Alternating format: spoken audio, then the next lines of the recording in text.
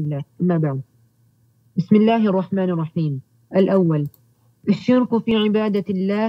قال تعالى: إن الله لا يغفر أن يشرك به ويغفر ما دون ذلك لمن يشاء.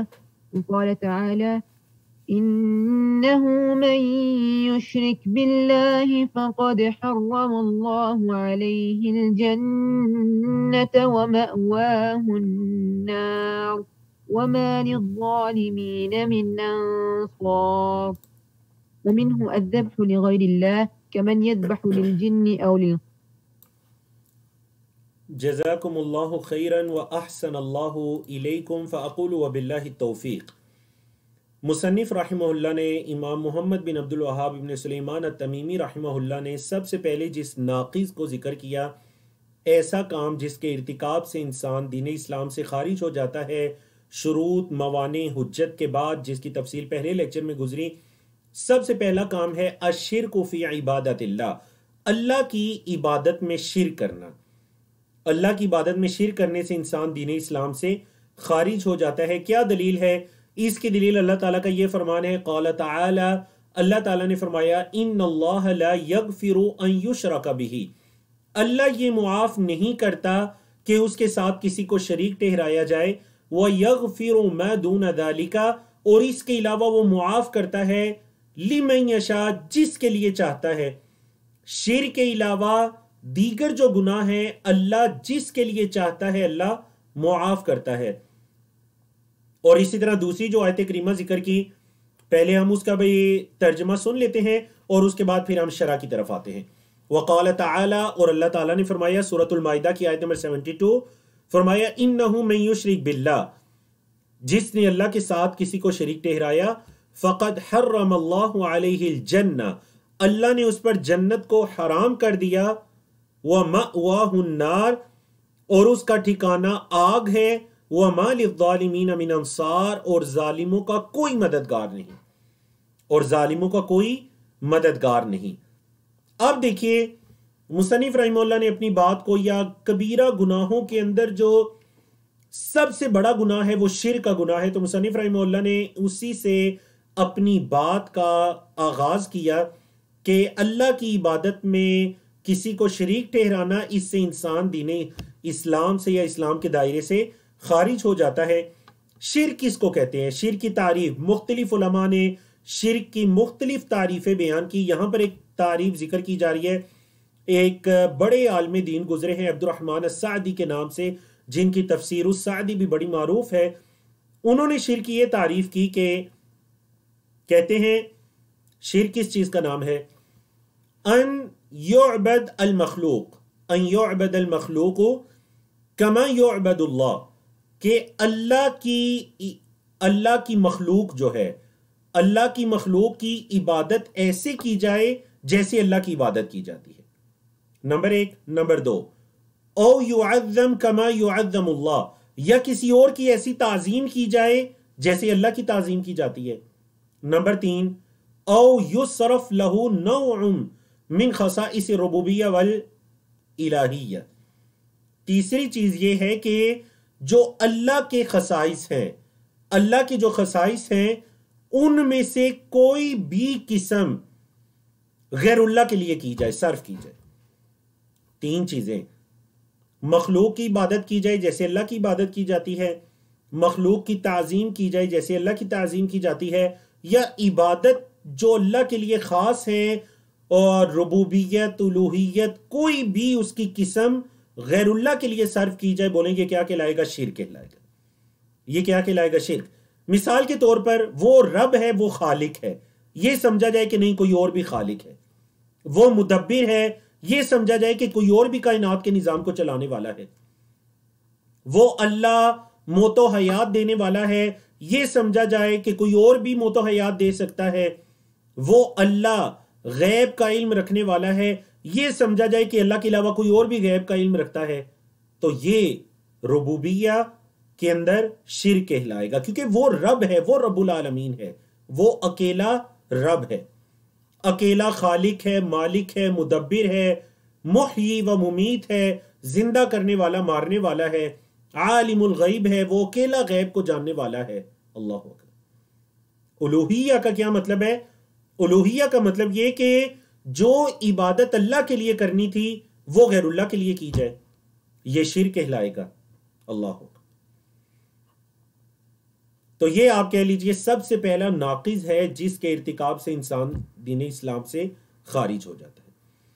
اب دوسری جو چیز سمجھنے والی ہے وہ جو دونوں آیات کے اندر یہ آیا کہ پہلی آیت میں یہ کہ جس نے اللہ کے ساتھ شریک کیا اللہ اس کو معاف نہیں کرتا، اللہ یہ معاف نہیں کرتا کہ اس کے ساتھ کسی کو شریک ٹھہرایا جائے۔ اس کے علاوہ اللہ جس کو چاہے گا، جس بندے کے لیے چاہے گا معاف کرے گا، پہلی چیز۔ دوسری کہ جس نے شرک کیا اللہ نے اس پر جنت کو حرام کر دیا، فقط حرم اللہ علیہ الجنہ ومأواہ النار، اور اس کا ٹھکانہ آگ ہے، وما للظالمین من انصار، ظالموں کو کوئی مددگار نہیں۔ غور کریں ذرا، ان دونوں آیات سے کیا پتہ چلتا ہے کہ جس نے شرک کیا اس کا ٹھکانہ جہنم، آگ اس پر واجب لازم، جنت اس پر حرام، اللہ اس کو معاف نہیں کرے گا۔ یہ کس حالت میں ہے؟ کہ جب شرک پر کسی انسان کی موت واقع ہو جائے۔ بولیے جب شرک پر، یعنی اسی شرکیہ کفریہ زندگی میں اس کی موت واقع ہو جائے تو اس کے لیے یہ دو آیات ہیں۔ لیکن ایک شخص ہے جسے اللہ رب العزت نے مرنے سے پہلے توبہ کی توفیق عطا کی، تو اس کے لیے آیت کریمہ سورۃ الزمر کی آیت نمبر 53، قل یا عبادی الذین اسرفوا علی انفسہم، کہہ دیجئے اے میرے بندو جو اپنی جانوں پر زیادتی کر بیٹھے ہو، لا تقنطوا من رحمت اللہ، اللہ کی رحمت سے نا امید نہ ہو، ان اللہ یغفر الذنوب جمیعا، اللہ سب کے گناہوں کو معاف کرتا ہے، انہ هو الغفور الرحیم، بے شک وہ معاف کرنے والا رحم کرنے والا ہے۔ تو مسئلہ سمجھ آ گیا نہیں؟ جس آیت میں یہ کہا گیا سورۃ النساء کی آیت نمبر 48 کہ اللہ معاف نہیں کرے گا، یہ اس حالت میں جب اس کی موت واقع ہوگی بغیر توبہ کے۔ لیکن اگر کسی نے توبہ کی تو اس کا معاملہ اللہ کے ساتھ ہے، اللہ توبہ قبول کرنے والا ہے۔ اللہ نے فرمایا لا تقنطوا من رحمت اللہ ان اللہ یغفر الذنوب جمیعا انہ هو الغفور الرحیم۔ اور آپ کے علم میں اللہ کے رسول صلی اللہ علیہ وسلم کے زمانے میں کتنے ایسے مشرکین ہیں جنہوں نے دین اسلام قبول کیا؟ تو اللہ نہ صرف ان کے گناہوں کو معاف کرنے والا ہے سورۃ الفرقان کے مطابق، بلکہ ان کے گناہوں کو اللہ نیکیوں میں بدلنے والا ہے۔ اللہ اکبر۔ تو یہ چیز بھی ذہن نشین کر لیجئے۔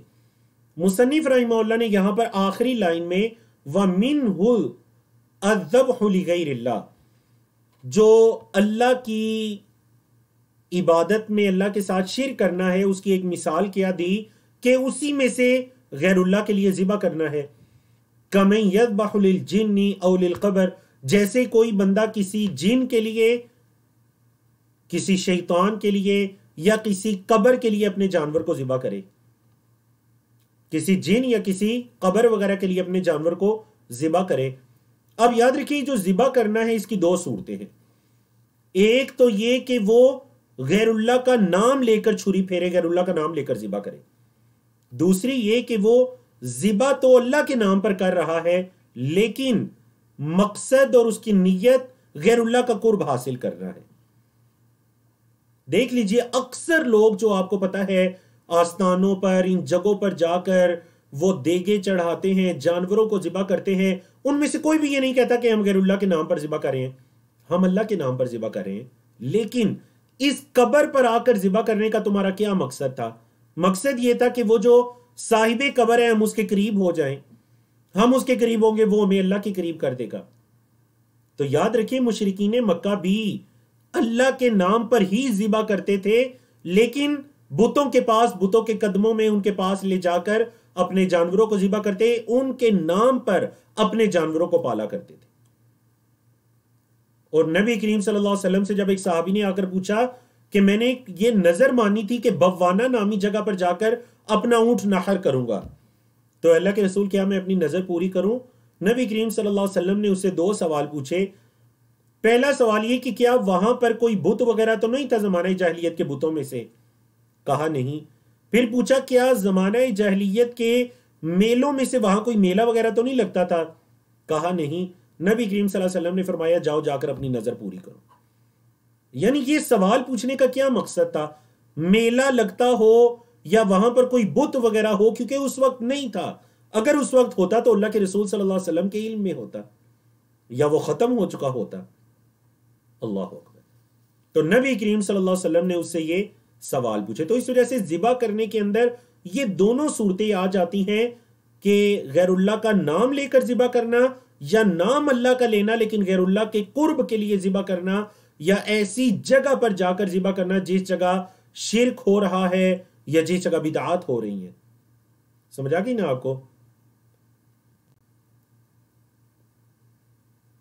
سوال ہے کہ اللہ کے نام پر کھانا دینا تاکہ اللہ ان کے گناہ معاف کر دے. اللہ کے نام پر کھانا دینا تاکہ اللہ گناہ معاف کرے، تو اس میں کوئی حرج نہیں ہے.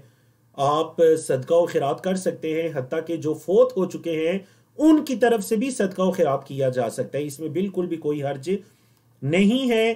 لیکن وہی بات ہے کہ اگر یہ کھانا، یہ دیگیں اس شرک والی جگہ پر جا کر دی جائیں گی، یا اس وجہ سے، جیسے اکثر لوگ آپ کو پتہ ہے بدعتی قسم کے یا مشرک قسم کے لوگ، وہ اس وجہ سے جا کر قبروں پر ایسے امور کرتے ہیں تاکہ وہ جو صاحب قبر ہے وہ اس کے قریبی ہو جائیں، جس سے وہ نعوذ باللہ مرشد یا پتہ نہیں کیا کیا عجیب عجیب طرح کی اصطلاحات ہیں. کیوں ہم وہاں پر جا کر یہ عمل کر رہے ہیں؟ تاکہ ہم اس کے قریب ہو جائیں. ہم اس کے قریب ہوں گے، وہ ہمیں اللہ کے قریب کر دے گا، اور اس کی تفصیل آگے آ رہی ہے. تو یہ آپ کہہ لیجئے نواقض الاسلام، ایسے امور جو اسلام کے منافی ہیں. ان میں سے سب سے پہلا کیا ہے کہ اللہ کی عبادت میں اللہ کے ساتھ شرک کرنا. اللہ کی عبادت میں اللہ کے ساتھ شرک کرنا، کسی کو شریک ٹھہرانا، یہ سب سے پہلا ہے. تو ہم نے اللہ کی توفیق سے اس کی کچھ شرح بھی بیان کی. تو اب چلتے ہیں جو الناقض الثانی ہے، دوسرا کون سا امر ہے جس کے ارتکاب سے انسان دین اسلام سے خارج ہوتا ہے. تو پہلے ہم اس کی قرات سن لیتے ہیں، پھر ترجمہ اور تشریح کی طرف آتے ہیں.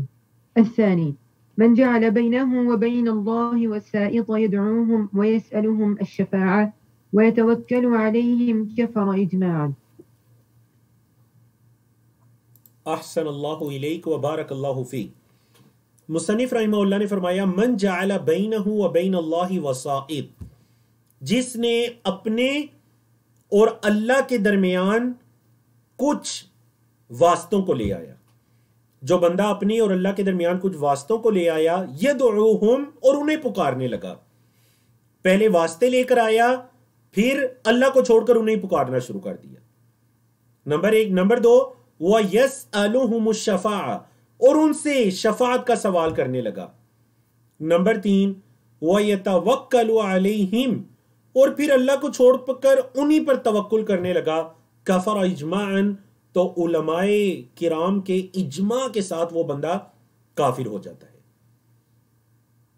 دوبارہ سنیے ترجمہ. اپنے اور اللہ کے درمیان واسطے لے کر آیا، پھر اللہ کو چھوڑ کر انہی واسطوں کو پکارنا شروع کر دیا، اور ان سے شفاعت کا، سفارش کا سوال کرنا شروع کر دیا، اور انہی پر توکل کرنا شروع کر دیا، تو وہ بندہ بھی کافر ہو جاتا ہے.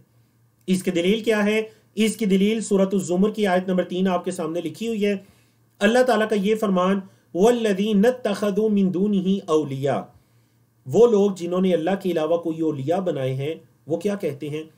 مَا نَعْبُدُهُمْ، یعنی یہاں مشرکین مکہ کا ذکر ہے کہ وہ مشرکین مکہ جنہوں نے اللہ کو چھوڑ کر کوئی معبودان بنا لیے ہیں، وہ کیا کہتے ہیں؟ وہ کہتے ہیں مَا نَعْبُدُهُمْ إِلَّا لِيُقَرِّبُونَ إِلَى اللَّهِ زُلْفَى، ہم ان کی عبادت نہیں کرتے سوائے اس مقصد کے، لیقربونا، کہ وہ ہمیں قریب کر دیں گے، اللہ، اللہ کی طرف، زلفا، قریب کر دیں.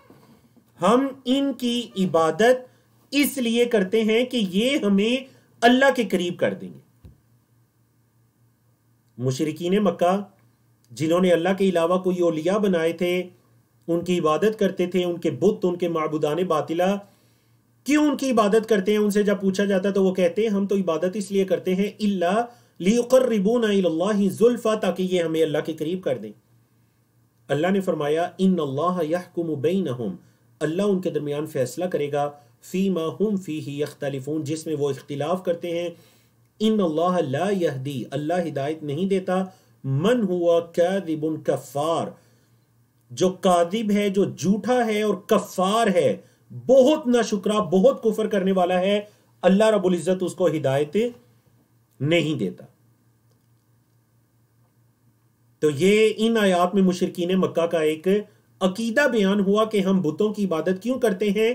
تاکہ یہ بت ہمیں اللہ کے قریب کر دیں، تاکہ یہ بت ہمیں اللہ کے قریب کر دیں۔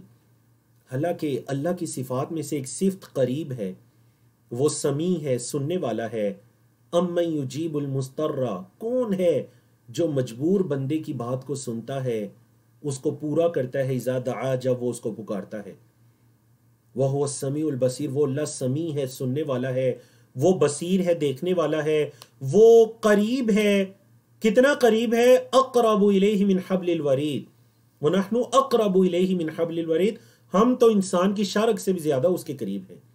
وہ علم رکھتا ہے، وہ دیکھ رہا ہے، وہ سن رہا ہے، وہ علیم ہے، وہ مجیب ہے۔ مجیب کا مطلب ہے قبول کرنے والا، وہ پکاروں کا جواب دینے والا ہے۔ اللہ کی یہ سب صفات ہیں، پھر کیا ضرورت پڑی کہ اللہ کو چھوڑ کر کسی اور کو تلاش کرنا کہ وہ ہمیں اللہ کے قریب کر دے، حالانکہ اللہ کی صفات میں سے قریب ہے۔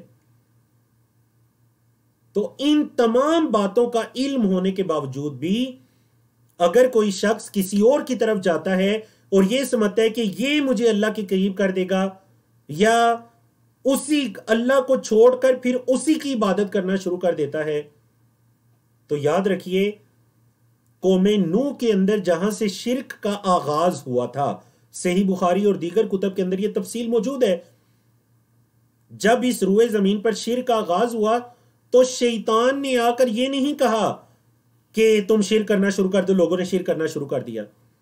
قوم نوح کے اندر جو 5 بزرگ تھے جن کے نام بھی سورۃ النوح میں ہیں، ود، سعا، یغوث، یعوق، یہ 5 بزرگ جب یہ فوت ہو گئے، لا تذرن آلہتکم ولا تذرن ودا ولا سعا ولا یغوث ویعوق ونسرا، جب یہ 5 بت فوت ہو گئے تو کیا ہوا؟ ان کے اولادوں کے پاس شیطان آیا اور آ کر کہنے لگا بڑے نیک بزرگ تھے، ان کی تصویریں بنا کر پاس رکھ لو۔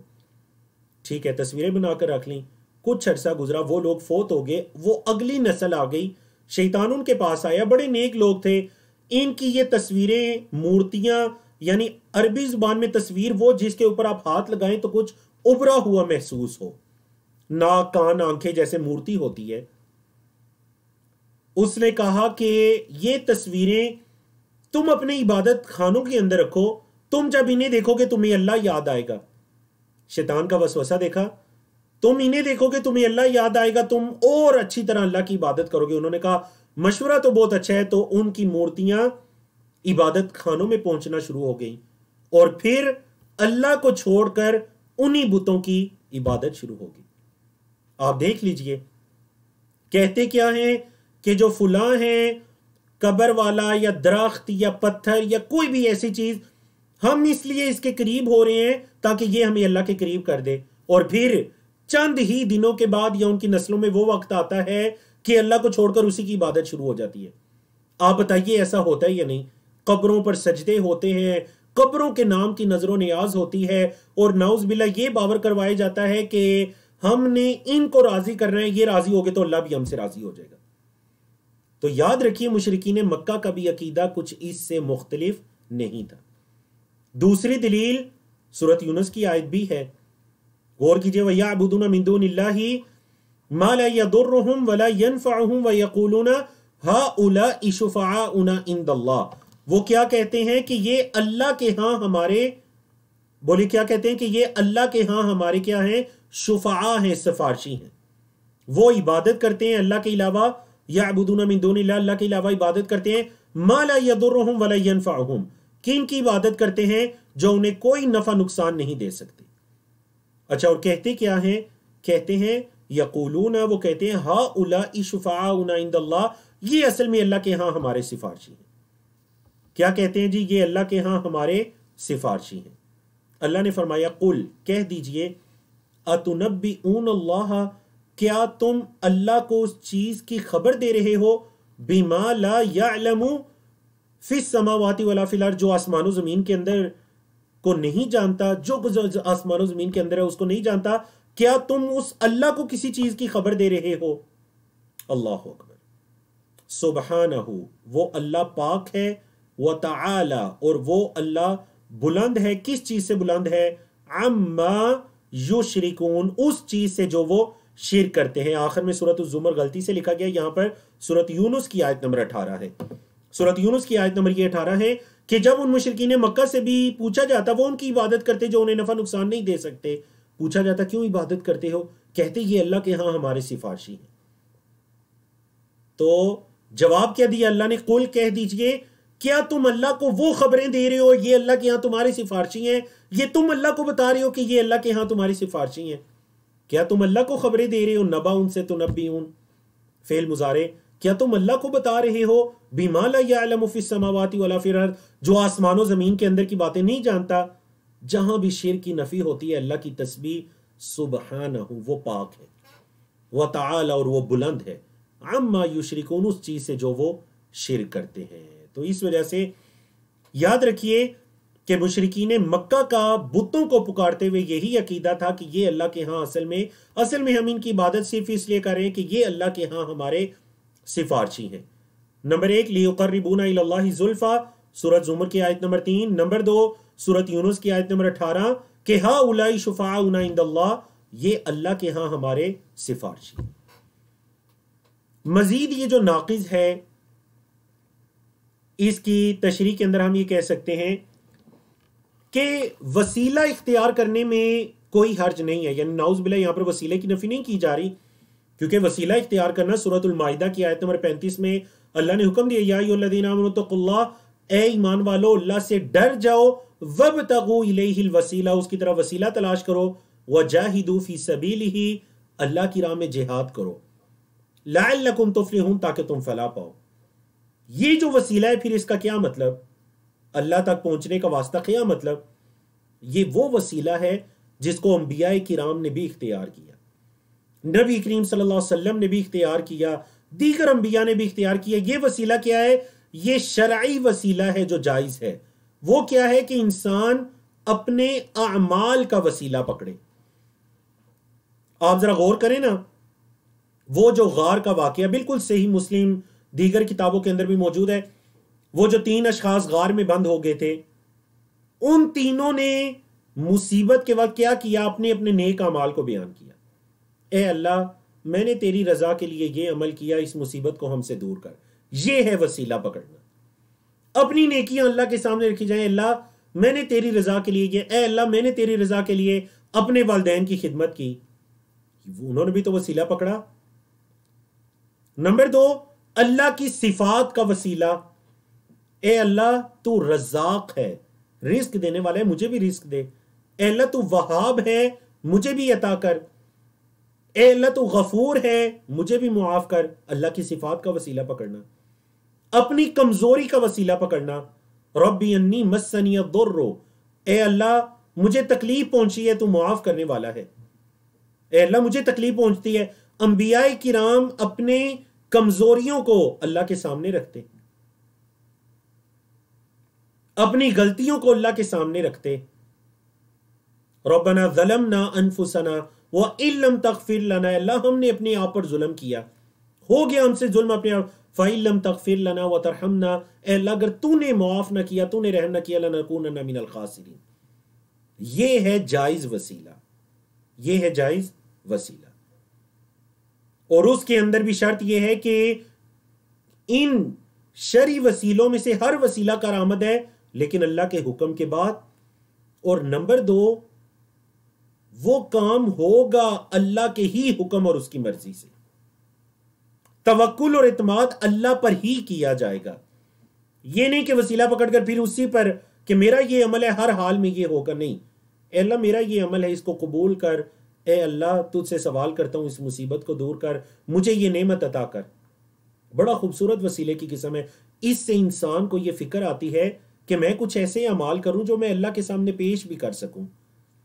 آپ کو پتہ ہے کہ علماء کرام نے یہ جو غار والا واقعہ تھا، جب ان 3 اشخاص نے اپنے نیک اعمال کو اللہ کے سامنے رکھا تھا، ان کا وسیلہ پکڑا تھا، علماء کرام نے کہا کہ ہر بندے کا اس کے رب کے ساتھ کوئی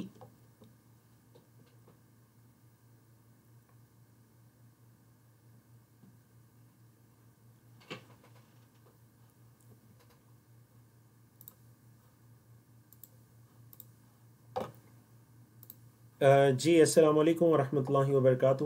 میں امید کرتا ہوں کہ میری آواز آپ تک پہنچ رہی ہوگی. کسی پرابلم کی وجہ سے غالباً میں میٹنگ سے نکل گیا.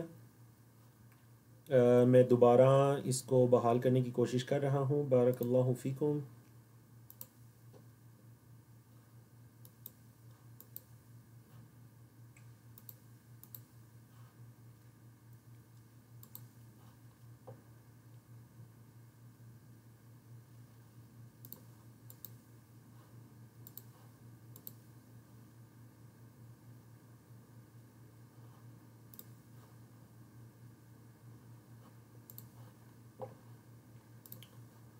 جی السلام علیکم ورحمۃ اللہ وبرکاتہ. غالباً میں کسی پرابلم کی وجہ سے میٹنگ سے نکلا اور اب میں واپس آ چکا ہوں الحمدللہ. اور بتا دیجئے آپ ہوسٹ ہمارے ساتھ موجود ہیں, عمر بھائی بھی ہیں, عمیر بھائی بھی. بتا دیجئے کیا کلیئر ہے میری آڈیو ویڈیو سب کچھ کلیئر ہے انشاءاللہ؟ شیخ آپ کی ویڈیو جو ہے وہ کلیئر نہیں ہے اور سلائڈز بھی اسی وجہ سے کلیئر نہیں ہے. اچھا چلیں انشاءاللہ وہ امید ہے کچھ لمحات کے اندر کلیئر ہو جائیں گی انشاءاللہ. جی غالباً کچھ نیٹ کی پرابلم تھی. بارک اللہ فیکم. تو میں یہ کہہ رہا تھا کہ یہ وہ جائز وسیلہ ہے جو جائز ہے. تو علماء کرام نے یہ جو حدیث ہے غار والا واقعہ, اس سے انہوں نے کہا کہ ہر بندے کا کوئی نہ کوئی ایسا عمل ہونا چاہیے جسے وہ اللہ کے سامنے رکھ سکے. اے اللہ تیری رضا کے لیے میں نے یہ عمل کیا. ایک نے کہا میں نے والدین کی خدمت کی, ایک نے کہا کہ میں نے وہ مال لٹا دیا تھا امانت. تو ایسا کوئی عمل ہونا چاہیے. جب انسان کو یہ فکر ہوگی تو پھر وہ اعمال بھی کرے گا. لیکن اگر دوسری طرف ایک بندہ جو ہے وہ یہ سمجھ رہا ہے کہ بس ٹھیک ہے فلاں ہے, وہی وسیلے ہیں, وہ جانے عمل جانے, میں جو مرضی کرتا رہوں. آپ یقین جانیے ایسے بدعتی یا مشرکین لوگوں کی آپ شادیاں دیکھیں, آپ ان کی فوتگیاں دیکھیں, آپ ان کا رہن سہن دیکھیں. دنیا کے اندر ڈوبے ہوئے لوگ, گناہ کرنے والے, اللہ کی رحمت سے دور, معصیت کرنے والے, اللہ انہیں ہدایت دے, اللہ انہیں معاف کرے. لیکن کیوں؟ کیونکہ ان کا اعتماد کسی اور پر ہے, اپنے اعمال پر. اللہ کی رحمت نہیں, بلکہ انہوں نے وہ جس کو ماہانہ فنڈ سالانہ فنڈ ان کا جاتا ہے, ان کا کلی اعتماد اس پر ہوتا ہے, کیونکہ ان کو یہ یقین ہے کہ یہ ہمیں بچائیں گے, جو کچھ ہوگا یہ دیکھ لیں گے. نعوذ باللہ من ذالک. تو یہ وسیلے کے بارے میں مختصر بات تھی. اب آئیے شفاعت کی طرف. شفاعت سب سے پہلے یہ جان لیجئے کہ سفارش یہ اللہ کے لیے ہے. اللہ نے فرمایا سورۃ الزمر آیت نمبر 44, قل للہ الشفاعۃ جمیعا, ساری کی ساری شفاعت اللہ کے لیے ہے. لہ ملک السماوات والارض, آسمان و زمین کی بادشاہت اس کے لیے ہے. ثم الیہ ترجعون, پھر اسی کی طرف تم لوٹائے جاؤ گے. قل للہ الشفاعۃ جمیعا, یہ کسی کو سفارش کا اختیار دینا یہ کس کے اختیار میں ہے؟ یہ اللہ کے اختیار میں ہے. جس کو وہ چاہے سفارش کا اختیار دے, جس کو چاہے نہ دے. آیت الکرسی میں کیا فرمایا؟ آیت الکرسی کی آپ کے علم میں آپ پڑھتے ہیں, من ذا الذی یشفع عندہ الا باذنہ, کون ہے جو اللہ کے ہاں کسی کی سفارش کر سکے, کسی کی سفارش کر سکے, الا باذنہ, مگر اس کی اجازت سے, مگر اللہ کے حکم سے. کوئی اللہ کے حکم کے بغیر, اس کی اجازت کے بغیر کسی کی سفارش بھی نہیں کر سکے گا. بولے سفارش بھی نہیں کر سکے گا. اب یہاں پر ہم دو حدیث لیتے ہیں, صحیح بخاری کے اندر بھی ہے, دوسری حدیث صحیح مسلم کے اندر بھی ہے. سوال یہ ہے کہ قیامت کے دن ہمیں پتہ ہے انبیاء رسول اللہ کے نیک بندوں کو اللہ کی طرف سے سفارش کا حق دیا جائے گا. انبیاء رسول کے بارے میں ہم حتمی کہہ سکتے ہیں کہ انہیں سفارش کا حق دیا جائے گا. دوسرے بھی اللہ کے نیک بندوں میں سے جس کو اللہ چاہے گا سفارش کا حق دے گا. اللہ جس کو چاہے گا سفارش کا حق دے گا.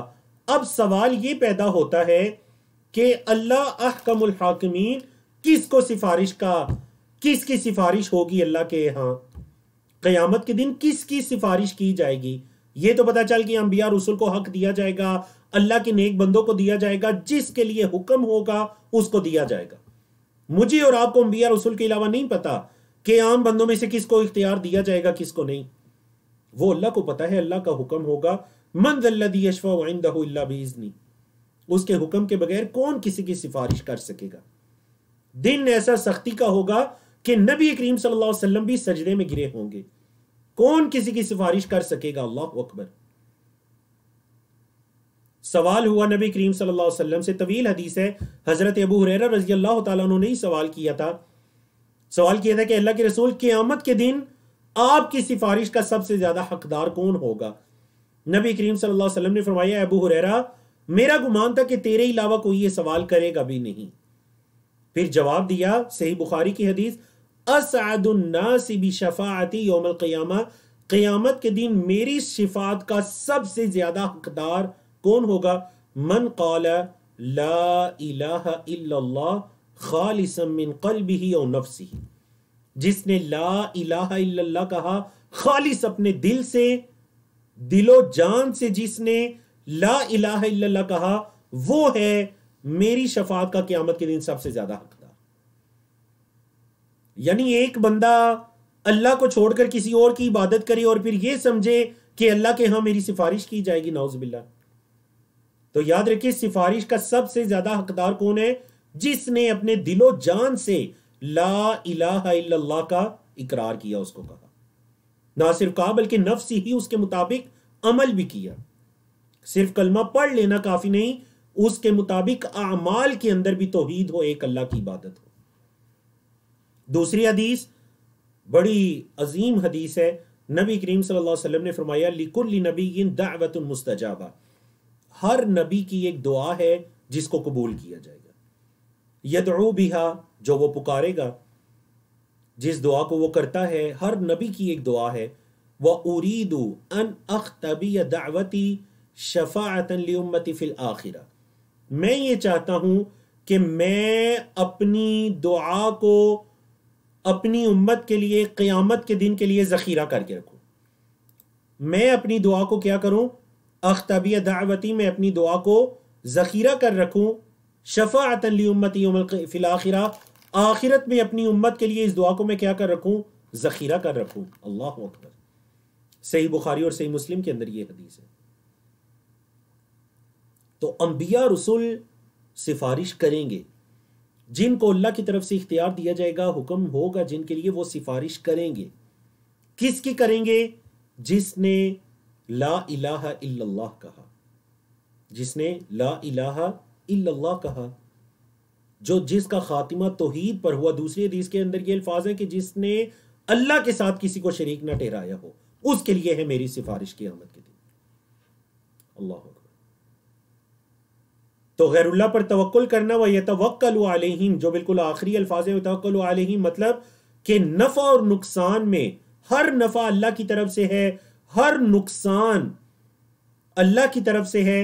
اگرچہ بعض منافع کے اندر یا بعض فائدوں کے اندر کوئی چیز سبب بن جاتی ہے، لیکن اس کو سبب کی حد تک ہی رکھا جائے، اس کو سبب کی حد تک ہی رکھا جائے، لیکن وہ ہوا کس کی طرف سے؟ اللہ کے حکم سے. کیونکہ کوئی اللہ کے حکم کے بغیر نہ فائدہ پہنچا سکتا ہے نہ نقصان پہنچا سکتا ہے، وہ اللہ کا حکم ہے. ہر نفع ہر نقصان اللہ کی طرف سے ہے، اور کسی یعنی نفع اور نقصان کے پہنچنے میں یا پہنچانے میں اللہ کو چھوڑ کر کسی پر اعتماد کرنا، یہ غیر اللہ پر توکل کرنا کہلاتا ہے، جو کہ جائز نہیں ہے. تو یہ آپ کہہ لیجئے جو دوسرا ناقض ہے جس کے ارتکاب سے انسان دین اسلام سے خارج ہوتا ہے، وہ ذکر کیا گیا. اب ہم آتے ہیں تیسرے ناقض کی طرف. پہلے ہم اس کی قرات سن لیتے ہیں، پھر ہم اس کے ترجمہ اور تشریح کی طرف آتے ہیں. الثالث من لم يكفر المشركين أو شك في كفرهم أو صحح مذهبهم كفر. بارک اللہ فیکم واحسن اللہ علیکم. تیسرا ہے جی من لم یکفر المشرکین، جس نے مشرکین کو کافر نہ کہا. نمبر 1. نمبر 2 او شک فی کفرہم، یا ان کے کفر میں شک کیا. نمبر 3 او صحح مذہبہم، یا ان کے مذہب کو صحیح کہا. کفرا، تو وہ بھی کافر ہو جاتا ہے. یہاں مصنف رحمہ اللہ نے کتنی چیزوں کو ذکر کیا؟ 3 چیزوں کو ذکر کیا. کتنی چیزوں کو ذکر کیا؟ 3 چیزیں. نمبر 1، جس نے مشرکین کی تکفیر نہ کی، کفار مشرکین کی تکفیر نہ کی، یا ان کے کفر میں شک کیا کہ پتہ نہیں کافر ہے بھی یا نہیں، اور وہ واضح کافر ہیں، اور نمبر 3 ان کے کفریہ مذہب کو یا عقائد کو اس نے صحیح کہا، تو یہ تینوں کاموں کے ارتکاب سے بھی انسان کیا ہو جاتا ہے، دین اسلام سے خارج ہو جاتا ہے۔ اب دیکھیں سوال یہ ہے کہ مشرکین یا کافروں کی تکفیر کیوں ضروری ہے؟ کیونکہ وہ کفر کرنے والے ہیں۔ نعوذ باللہ یہ کفر کوئی گالی نہیں ہے۔ کفر کا مطلب ہے اللہ کا انکار کرنے والے، اور وہ اللہ کا انکار کرنے والے ہیں۔ اگر وہ اللہ کا انکار کرنے والے ہیں تو آپ اس چیز کا اقرار کیجئے کہ وہ کافر ہیں یا ان کا یہ عمل کفریہ ہے، کیونکہ اللہ رب العزت نے خود قرآن مجید سورۃ المائدہ آیت نمبر 73 میں کیا فرمایا؟ لقد کفر الذین قالوا، البتہ تحقیق کافروں نے کہا، کیا کہا؟ میں معذرت چاہتا ہوں کہ غالباً میری سلائیڈز آپ کو کیا دکھائی دے رہی ہیں؟ شیخ اگر ممکن ہو تو آپ اپنا انٹرنیٹ اگر ریسیٹ کر لیں، اس جی میں بالکل، شاید میں دراصل ایک سے زیادہ مرتبہ ریسیٹ کر چکا ہوں، لیکن واللہ اچھا عالم کچھ اللہ کی طرف سے ہے۔ آپ یہ کر سکتے ہیں جی بند کر کے دوبارہ، ہاں جی ایک دفعہ بس آپ کا انٹرنیٹ کا مسئلہ نظر آ رہا ہے۔ جی بالکل ایسی ہے۔ میں آپ کو ہوسٹ بناتا ہوں اور میں تب تک واپس آتا ہوں انشاءاللہ۔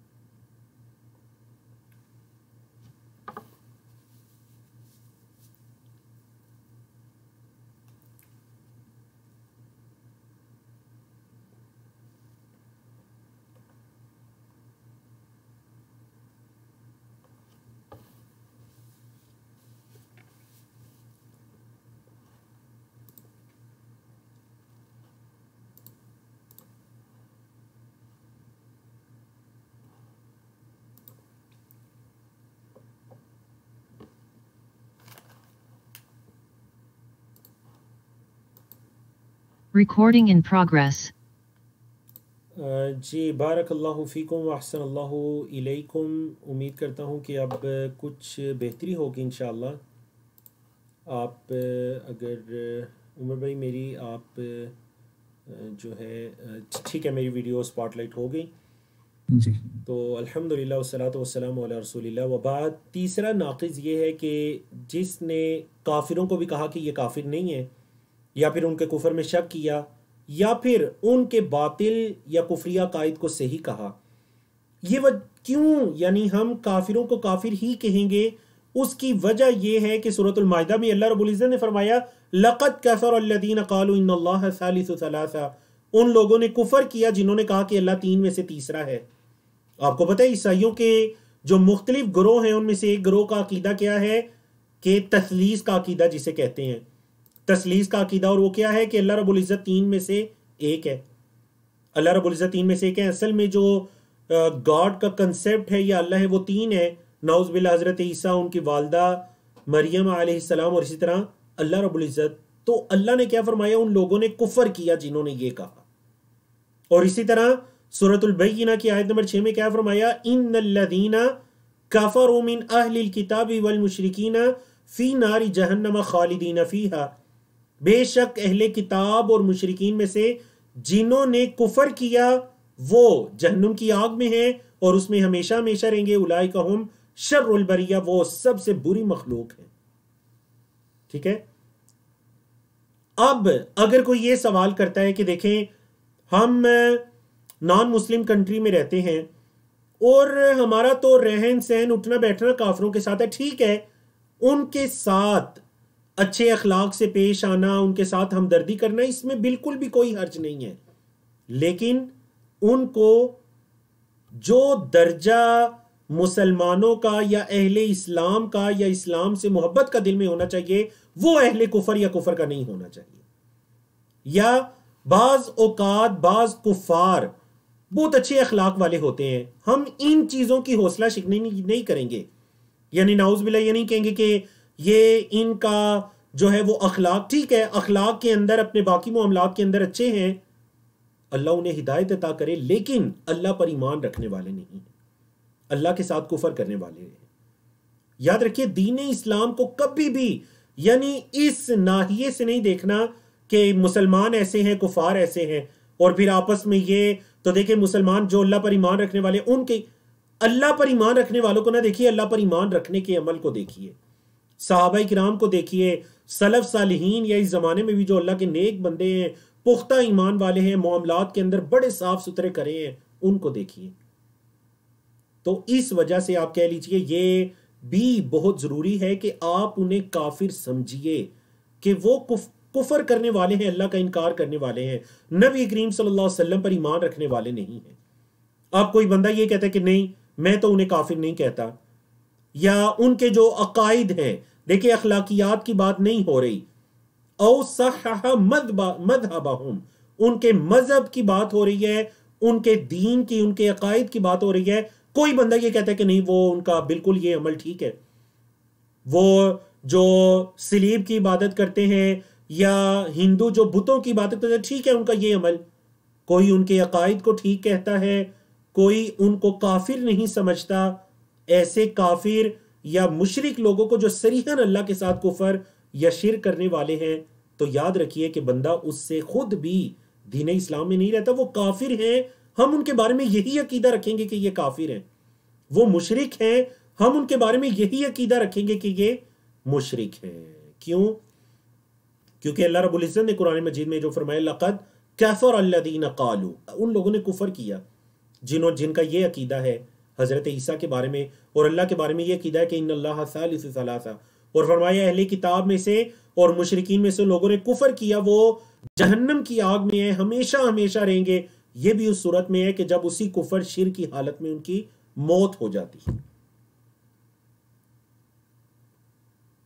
تو ان کے باطل شرکیہ کفریہ عقائد کو صحیح کہنا یا انہیں کافر نہ کہنا یا نہ ماننا یا ان کے کفر میں شک کرنا کہ پتہ نہیں یہ ہے دین اسلام کی روح سے تو یہ ان کا کام کفری ہے، لیکن میں نہیں مانتا، میں نہیں کہتا کہ وہ کافر ہیں، تو یاد رکھیے اس سے بھی انسان دین اسلام سے خارج ہو جاتا ہے۔ تو اس وجہ سے آپ کہہ لیجئے یہ تیسرا ناقص ہے۔ اب ہم اللہ کی توفیق سے چوتھے ناقص کی طرف چلتے ہیں۔ پہلے ہم اس کی قرات سن لیتے ہیں۔ بڑا خوبصورت ناقص ہے، نبی کریم صلی اللہ علیہ وسلم کے طریقے اور آپ صلی اللہ علیہ وسلم کے دین سے بہتر کسی اور دین کو سمجھنا، اس کا کیا حکم ہے۔ ہم پہلے عبارت سن لیتے ہیں، پھر اس کے بعد ترجمہ اور تشریح کی طرف آتے ہیں۔ الرابع من اعتقد أن غير هدي النبي صلى الله عليه وسلم أكمل من هديه وأن حكم غيره أحسن من حكمه كالذين يفضلون حكم الطواغيت على حكمه وهو كافر۔ احسن اللہ الیک و بارک اللہ فیک۔ چوتھا جو ناقص ہے وہ یہ ہے کہ من اعتقد، جو یہ عقیدہ رکھے، اعتقاد رکھے، ان غیر ہدی النبی صلی اللہ علیہ وسلم، نبی کریم صلی اللہ علیہ وسلم کے طریقے کے علاوہ، ہدی کا مطلب کیا ہے کہ آپ صلی اللہ علیہ وسلم کا طریقہ، آپ کا راستہ، آپ کا بتایا ہوا دین، کوئی یہ اعتقاد رکھے کہ آپ صلی اللہ علیہ وسلم کے راستے یا طریقے یا دین کے علاوہ کوئی اور طریقہ، غیرہ کوئی اور طریقہ، اکمل من ہدیہ، آپ صلی اللہ علیہ وسلم کے طریقے سے زیادہ مکمل ہے۔ کسی اور کا طریقہ آپ صلی اللہ علیہ وسلم کے طریقے سے زیادہ مکمل ہے، نمبر ایک۔ نمبر دو، وَأَنَّ حُکْمَ غَيْرِهِ، کسی دوسرے کے احکام، احسن من حکمہ، آپ صلی اللہ علیہ وسلم کے اوامر احکام سے زیادہ احسن، زیادہ اچھے ہیں۔ مثال کالذین یفضلون، جیسے کہ بعض لوگ فضیلت دیتے ہیں، زیادہ بہتر کہتے ہیں، حکم الطواغیت، طواغیت کے احکام کو، علی حکم ہی آپ صلی اللہ علیہ وسلم کے احکام پر۔ بعض لوگ طواغیت کس کو کہتے ہیں؟ مطلب ہر وہ چیز جس کی اللہ کے علاوہ عبادت کی جائے۔ تو بعض لوگ کیا کرتے ہیں، وہ اٹھ کر طواغیت کے احکام کو نبی کریم صلی اللہ علیہ وسلم کے احکام پر بھی ترجیح دینا شروع کر دیتے ہیں، فوقیت دینا شروع کر دیتے ہیں۔ تو جس کا یہ رویہ ہو فہو کافر، تو وہ بھی کافر ہے۔ کوئی یہ سمجھے کہ فلاں کا طریقہ، فلاں کا بتایا ہوا راستہ، فلاں کی سنت نبی کریم صلی اللہ علیہ وسلم سے بھی زیادہ بہتر ہے. اللہ اکبر. وجہ کیا ہے؟ دیکھیے دلائل سنیے. سب سے پہلے صحیح مسلم کی جو حدیث ذکر کی گئی، نبی کریم صلی اللہ علیہ وسلم جمعے کے خطبات میں، نکاح کے خطبات میں، دیگر مواقع پر جو خطبات پڑھتے تو ان خطبات کے اندر آپ صلی اللہ علیہ وسلم یہ الفاظ باقاعدہ کہا کرتے تھے، ان اصدق الحدیث کتاب اللہ، بے شک باتوں میں سب سے سچی بات کتاب اللہ ہے، اللہ کی کتاب. وَأَحْسَنَ الْهَدْيِ هَدْيُ مُحَمَّدٍ صلی اللہ علیہ وسلم. آپ یہ الفاظ سنتے ہیں. اور طریقوں میں سب سے بہترین طریقہ ہدی محمد، محمد صلی اللہ علیہ وسلم کا طریقہ ہے. راستوں میں سب سے بہترین راستہ محمد صلی اللہ علیہ وسلم کا راستہ ہے. تو نبی کریم صلی اللہ علیہ وسلم ہر جمعے کے خطبے میں آپ صلی اللہ علیہ وسلم یہ الفاظ پڑھا کرتے. اس سے آپ ان کی اہمیت جان سکتے ہیں کہ محمد صلی اللہ علیہ وسلم کا راستہ سب سے بہترین راستہ اور آپ کا طریقہ سب سے بہترین طریقہ ہے. اب ہم یہ بات کیوں کہتے ہیں کہ محمد صلی اللہ علیہ وسلم کا بتلایا ہوا طریقہ، آپ صلی اللہ علیہ وسلم کا دیا ہوا راستہ سب سے بہترین ہے؟ کیوں؟ سورۃ النجم کی 2 آیات ذکر ہیں. کیونکہ نبی کریم صلی اللہ علیہ وسلم کا کوئی بھی فعل یا کوئی بھی بات آپ صلی اللہ علیہ وسلم کی وہ آپ کی مرضی سے نہیں، بلکہ وہ اللہ کے حکم اس کی مرضی سے ہی ہوتی تھی. اللہ نے کیا فرمایا؟ وَمَا يَنطِقُ عَنِ الْهَوَىٰ. محمد صلی اللہ علیہ وسلم اپنی خواہشات سے، اپنی طرف سے نہیں بولتے. إِنْ هُوَ إِلَّا وَحْيٌ يُوحَىٰ. جو بھی بولتے ہیں وہ اللہ کی طرف سے وحی ہوتا ہے. جو بھی بولتے ہیں وہ اللہ کی طرف سے وحی ہوتی ہے. محمد صلی اللہ علیہ وسلم قرآن پڑھا کرتے، وہ قرآن اللہ کی وحی ہے. اس قرآن کے الفاظ بھی اور مفہوم الفاظ مکمل سب کچھ اللہ کی طرف سے نازل کرتا ہے. محمد صلی اللہ علیہ وسلم جو اقوال بیان کیا کرتے، جو احادیث بتلایا کرتے، جو آپ صلی اللہ علیہ وسلم کے فرامین ہیں، وہ فرامین بھی اللہ کی طرف سے وحی ہیں. ہاں، اس کے الفاظ نبی کریم صلی اللہ علیہ وسلم کے اپنے تھے. آپ صلی اللہ علیہ وسلم کے افعال، حتیٰ کہ اگر آپ کے سامنے کوئی کام کیا جائے اور آپ نے اس پر خاموشی اختیار کی، وہ بھی دین ہے، وہ بھی حدیث ہے. کیوں؟ کیونکہ کسی نبی رسول کو یہ زیب نہیں دیتا کہ اس کے سامنے کوئی غلط کام ہو اور وہ اس موقع پر اصلاح نہ کرے. تو جس کام پر اس نے خاموشی اختیار کی، مطلب یہ کہ یہ کام بھی شریعت ہے، یہ کام بھی حدیث ہے. اللہ اکبر.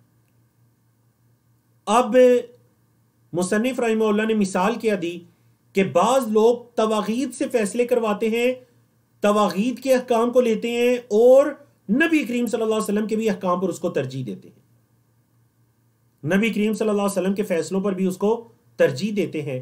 اس کے دلیل میں سورۃ النساء کی آیت نمبر 60، أَلَمْ تَرَ إِلَى الَّذِينَ يَزْعُمُونَ أَنَّهُمْ آمَنُوا. کیا آپ نے ان لوگوں کو نہیں دیکھا جو یہ سمجھتے ہیں کہ وہ ایمان لے آئے؟ کیا آپ نے ان لوگوں کو نہیں دیکھا جو یہ سمجھتے ہیں کہ وہ ایمان لے آئے؟ بِمَا أُنزِلَ إِلَيْكَ، اس چیز پر جو آپ کی طرف نازل کیا گیا، وَمَا أُنزِلَ مِن قَبْلِكَ، جو آپ سے پہلے نازل کیا گیا، يُرِيدُونَ أَن يَتَحَاكَمُوا إِلَى الطَّاغُوتِ، وہ یہ چاہتے ہیں کہ وہ طاغوت سے جا کر فیصلے کروائیں. طاغوت غیر اللہ کو کہتے ہیں. ہر وہ چیز جس کی اللہ کے علاوہ اطاعت یا عبادت کی جائے وہ طاغوت ہے. وہ یہ چاہتے ہیں فیصلے اپنے طاغوت سے کروائیں اور وہ یہ کہتے ہیں کہ ہم ایمان لائے. حالانکہ اللہ نے فرمایا وَقَدْ أُمِرُوا أَن يَكْفُرُوا بِهِ، حالانکہ انہیں حکم دیا گیا تھا کہ وہ اس طاغوت کا انکار کریں، اس کے ساتھ کفر کریں. کیا مطلب کفر کریں؟ مطلب اس طاغوت کا انکار کریں. کفر کا لفظی مطلب انکار کرنا ہوتا ہے.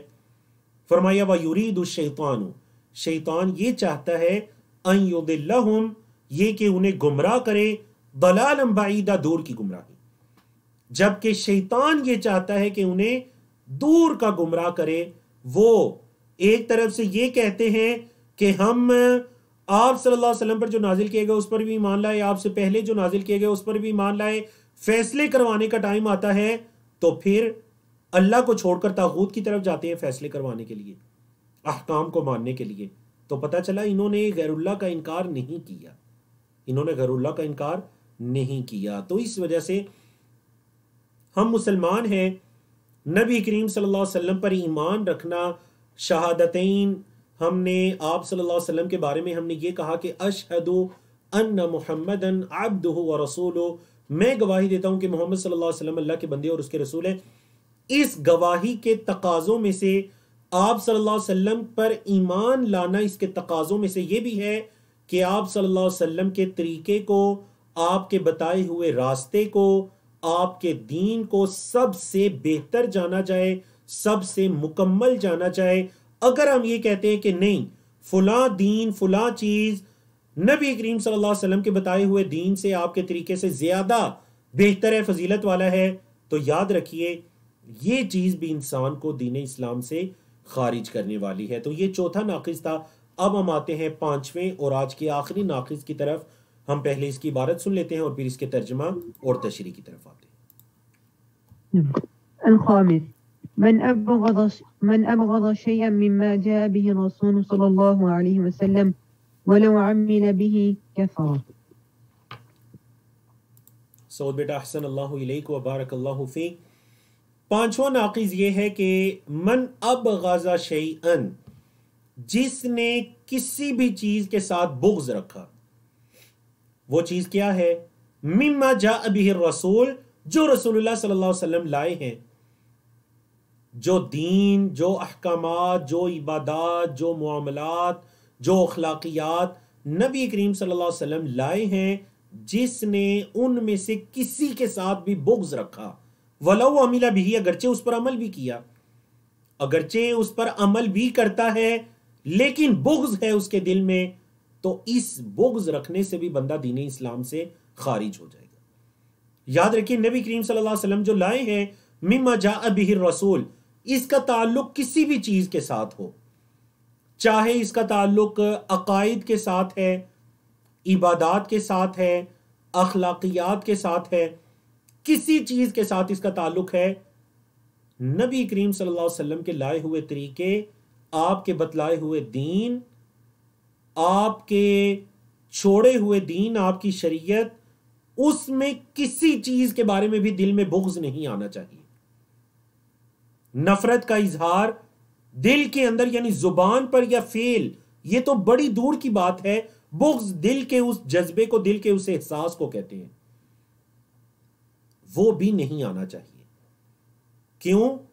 کیونکہ نبی کریم صلی اللہ علیہ وسلم نے فرمایا من قال، جس نے کہا رضیت باللہ ربا، میں اللہ کو رب مان کر راضی ہو گیا، وبالاسلام دینا، اسلام کو دین مان کر راضی ہو گیا، وبمحمد رسول صلی اللہ علیہ وسلم، محمد صلی اللہ علیہ وسلم کو رسول مان کر راضی ہو گیا، وجبت لہ الجنہ، اس کے لیے جنت واجب ہو جاتی ہے. بڑی عظیم حدیث ہے.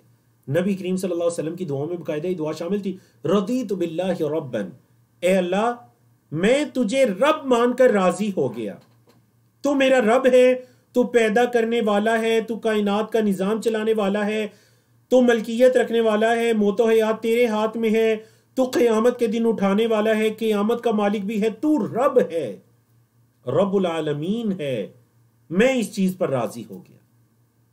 نمبر 2، وبالاسلام دینا، اے اللہ اسلام کو دین مان کر میں راضی ہو گیا، اے اللہ اسلام کو دین مان کر میں راضی ہو گیا. جو دین تو نے اے اللہ نبی کریم صلی اللہ علیہ وسلم کے ذریعے ہمیں بتلایا، ہم تک پہنچا، میں اس کو دین مان کر راضی ہو گیا. دین کہتے ہیں، اصل میں دین کا لفظی مطلب ہوتا ہے زندگی گزارنے کا طریقہ، نظام زندگی. عربی زبان میں نظام زندگی کو کہتے ہیں دین. تو اے اللہ میری زندگی گزارنے کے لیے جو نظام تو نے مجھے دیا اسلام، میں اس پر دل سے راضی ہو گیا. وَبِمُحَمَّدٍ صلی اللہ علیہ وسلم رسولا، اور اے اللہ جو محمد صلی اللہ علیہ وسلم کو تو نے ہمارے درمیان رسول بنا کر بھیجا ہے، اللہ میں ان کو رسول مان کر راضی ہو گیا. کتنی عظیم دعا ہے دیکھیے، جس میں انسان اللہ کو اپنی رضامندی بتاتا ہے. تو یہ دعا نہ صرف دعا اے اللہ تجھے رب مان کر راضی، اسلام کو دین مان کر راضی، محمد صلی اللہ علیہ وسلم کو رسول مان کر راضی، نہ صرف اس پر اس دعا کو پڑھنا اور آپ صلی اللہ علیہ وسلم پر اور اللہ رب العزت پر اور دین اسلام کے صحیح ہونے پر ایمان رکھنا، بلکہ دل سے راضی بھی ہونا اور دین اسلام سے جڑی کسی چیز کے بارے میں، چاہے وہ آپ صلی اللہ علیہ وسلم کی کوئی سنت ہے، کوئی مستحب عمل ہے، شریعت میں کسی کام سے منع کیا گیا، بغض دل میں آنا کہ کیوں اس کام سے منع کیا گیا ہے، شریعت میں کسی کام کا حکم دیا گیا، کیوں اس کام کا حکم دیا گیا ہے، بغض کا آنا یعنی اعتراض کرنا تو بڑی دور کی بات ہے، زبان سے اظہار کرنا تو بڑی دور کی بات ہے، اس کے مطابق عمل کرنا تو بڑی دور کی بات ہے، دل کے اندر بغض کا آنا یہ بھی انسان کو دین اسلام سے خارج کر دیتا ہے۔ وجہ کیا ہے؟ کیونکہ جو منافقین کا کفر تھا وہ یہی والا کفر تھا، منافقین کا جو کفر عقائد سے تعلق رکھتا تھا وہ یہی کفر تھا کہ منافقین دلوں میں اسلام اور اہل اسلام اور اسلام سے جڑی چیزوں کے لیے دلوں میں نفرت اور بغض رکھتے تھے، اور زبانوں سے اس کے صحیح ہونے کا اور اس پر ایمان لانے کا اقرار کیا کرتے تھے۔ تو یہ شیطان کا ایک بہت بڑا وسوسہ ہوتا ہے کہ بعض اوقات وہ دین اسلام سے جڑی کسی چیز کے بارے میں انسان کے دل میں نہ صرف شکوک و شبہات پیدا کرنے کی کوشش کرتا ہے، بلکہ انسان کے دل میں اس چیز کے بارے میں بغض بھی پیدا کرنے کی کوشش کرتا ہے۔ اس موقع پر فوراً اعوذ باللہ من الشیطان الرجیم پڑھیے اور واپس پلٹیے، اس دعا کو کثرت کے ساتھ پڑھیے، رضیت باللہ ربا وبالاسلام دینا وبمحمد صلی اللہ علیہ وسلم نبی و رسولہ۔ ایک حدیث کے اندر یہ الفاظ بھی ہیں، نبی و رسولہ، میں آپ کو نبی اور رسول مان کر راضی ہو گیا۔ تو اللہ رب العزت سے دعا ہے کہ یہ جو آج 5 نواقض بیان کیے گئے، اللہ رب العزت ان کو اپنی بارگاہ کے اندر اس بیان کرنے کو، آپ کے سننے کو قبول و منظور فرمائے۔ اگر کوئی بات صحیح ہے تو یقیناً وہ اللہ کی طرف سے، اللہ قبول کرے۔ اگر کوئی ایسی بات میری زبان سے نکلی جو درست نہیں ہے، یقیناً میں طالب علم ہوں، اللہ رب العزت مجھ سے درگزر فرمائے، اس پر ہمارا مواخذہ نہ کرے، یا تو وہ ہماری کم علمی ہے یا وہ شیطان کی طرف سے ہے، اور اللہ معاف کرنے والا ہے، رحم کرنے والا ہے۔ اللہ ہمیں بھی معاف کرے، ہم پر بھی رحم کرے۔ اور دوسری بات یہ کہ اگر آپ کا کوئی بھی اس بارے میں سوال ہے، آپ چیٹ میں کرنا چاہیں، کچھ سوال آئے بھی ہیں، تو میں پہلے ریکارڈنگ کلوز کرتا ہوں اور اس کے بعد ہم پھر سوالات کی طرف آتے ہیں۔ اقول قولی ھذا استغفر اللہ لی ولکم ولسائر المسلمین من کل ذنب وصلی اللہ تعالی علی نبینا محمد وعلی آلہ وصحبہ اجمعین۔